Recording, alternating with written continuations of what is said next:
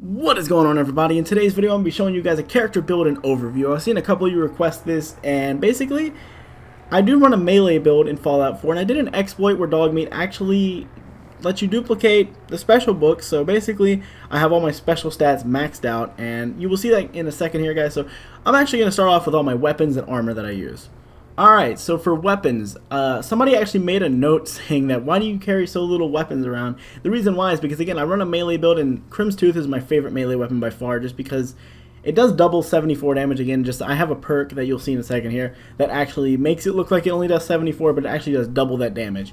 So I have Kremvh's Tooth for my melee weapon that I normally run, and again, it makes targets bleed, and they are poisoned, so they take a lot of damage just from me smacking them around and stuff. It's really interesting and really cool, and I really do like this weapon. I actually did a video on how to get it, so if you want to see that, check the description down below. It'll be in there. And also, there's a weapon that I got, and you can actually buy this plasma rifle from the Institute, and it's called Experiment 18A, but I got another one while I was using that plasma rifle, and I got this one that dropped off of an enemy, and I like this one a lot more because it has a 20% chance to cripple a target's leg. So this is like, if I want to kill a boss or something, I usually just use this, cripple their leg or something like that, and just keep lighting up on them. It's just, this is my go-to weapon for killing enemies, and it's a pretty good weapon. I mean, I'm not looking for like insta-kills on Mirelurk Queens or whatever. It's just this is my my ranged weapon. If I need to use something for range, I use the Experiment 18A right here, which I named that actually because, again, the other one was called Experiment 18A, but I don't use that one anymore, so this is my new one.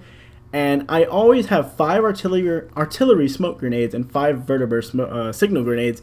Reason why is because if I ever need to get a vertibird inbound or whatever, or if I'm close enough to the castle and I can throw down an artillery grenade, it's just useful to have that. So basically that's what I run, and this is just a weapon I recently looted off a legendary mutant, so whatever. And yeah, this is the weapons I use basically. Just again, I have a plasma rifle that I use that does 20% chance to cripple the target's leg. So again, very deadly against death claws, and very deadly against a Mirelurk Queen actually, because I actually used a weapon like this a while back against a Mirelurk Queen, and she was stuck on the ground. She couldn't get up, so I just finished it off with it, and it was pretty easy. So that's my weapon, so let's go and hit up the apparel.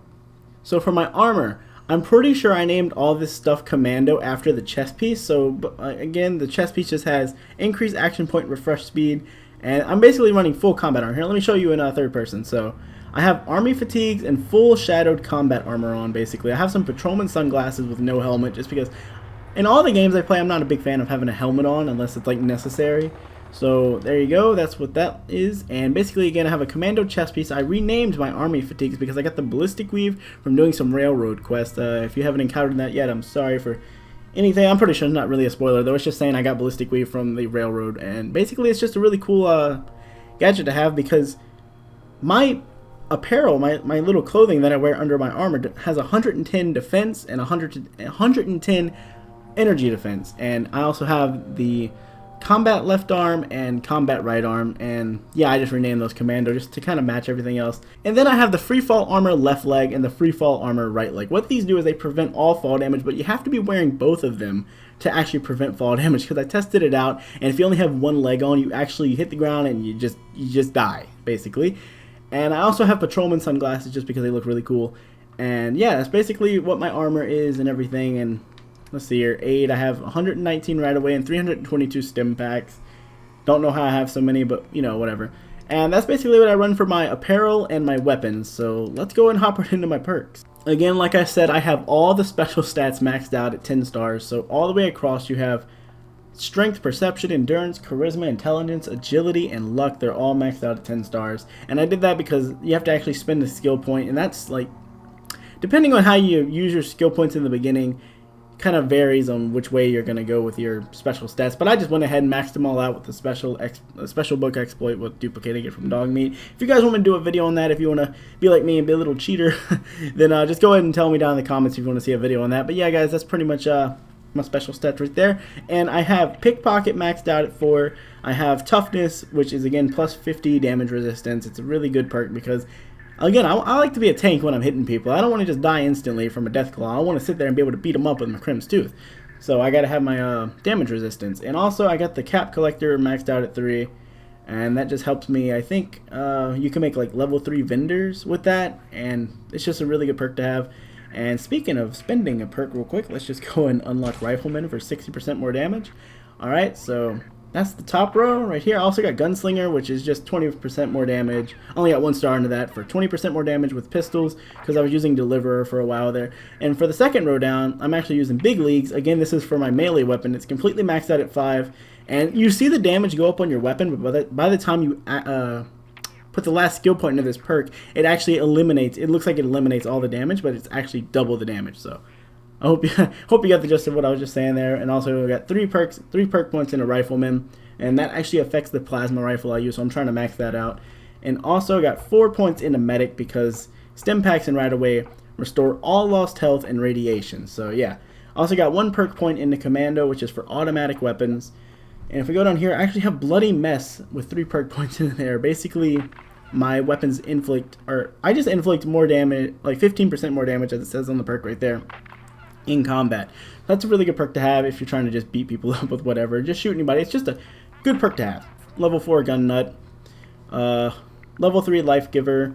Again, 20 plus 20%. No, not plus 20%. Plus 20 maximum health, and I also slowly regenerate health. So, say if I'm just walking around, not really fighting anything for a while, I actually start regenerating some health, but a little bit at a time. Also, I have Armorer rank 4, so I can just, again, max out all my stuff, have everything just maxed out. And I don't use level 4 Locksmith or Hacking because I actually kind of see those as pointless because I have so many bobby pins. I don't really have to worry about breaking them because I just have so many. So I'm like, what's the point in having unbreakable bobby pins? I mean, just like in Skyrim or any other Bethesda game with lockpicking, you don't need anything like that because you just get so many lockpicks or bobby pins. It's crazy. So yeah, Locksmith level 3, and I also have Hacker level 3. And if we go down here to Scrapper, I actually have Scrapper level 2, which you get more rare components out of destroying weapons and stuff. And also got 1 point in Action Girl. Again, action points regenerate 25% faster. I need to put another perk point into that because that's a good perk to have. Also have Aqua Girl. Basically, it gives me, I can breathe underwater and I take no radiation damage from being underwater or in water at all.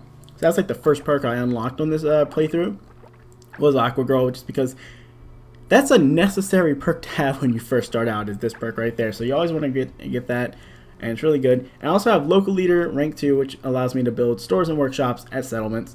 And Science over here, Science 4, because my plasma weapon has to be maxed out with, Science.